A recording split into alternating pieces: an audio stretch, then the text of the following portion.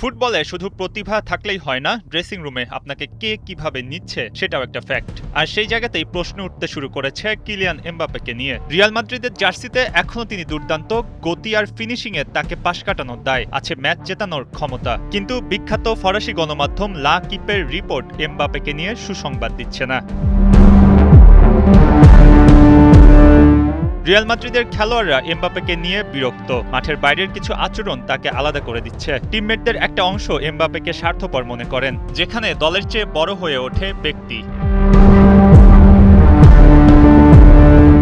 Report বলছে বিষয়টি শুধু ধারণা না, কিছু ঘটনা নিয়েও কানাঘুষা চলছে। দলের সাথে দেরিতে যোগ দেয়া, ক্লাব স্টাফদের সাথে খারাপ ব্যবহার, আর এসবের পরও কঠিন কোনো পানিশমেন্ট না হওয়া, সব মিলিয়ে ড্রেসিং রুমে এক ধরনের অস্বস্তি তৈরি হয়েছে। এই অবস্থায় অন্য খেলোয়াড়দের মনে হতে পারে নিয়ম সবার জন্য সমান না, তাই স্বাভাবিকভাবেই তৈরি হয় দূরত্ব, যা একটা দলের কেমিস্ট্রির জন্য বড় হুমকি।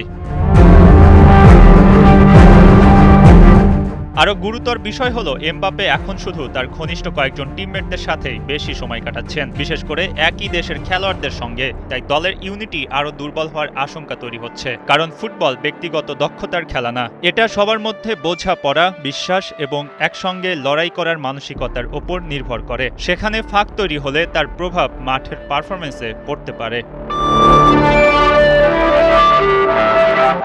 সব মিলিয়ে প্রশ্নটা এখন স্পষ্ট, এমবাপ্পে কি শুধু একজন সুপারস্টার হিসেবেই থাকবেন, নাকি সত্যিকারের দলনেতা হয়ে উঠতে পারবেন? কারণ ইতিহাস বলে ড্রেসিং রুমে বিচ্ছিন্নতা বা গ্রুপিং তৈরি হলে সেটা একসময় মাঠেও ভেসে ওঠে, আর সেই মুহূর্তে ব্যক্তিগত পারফরম্যান্সও দলকে বাঁচাতে পারে না। নষ্ট হয় ভারসাম্য, নষ্ট হয় দলের পরিবেশ।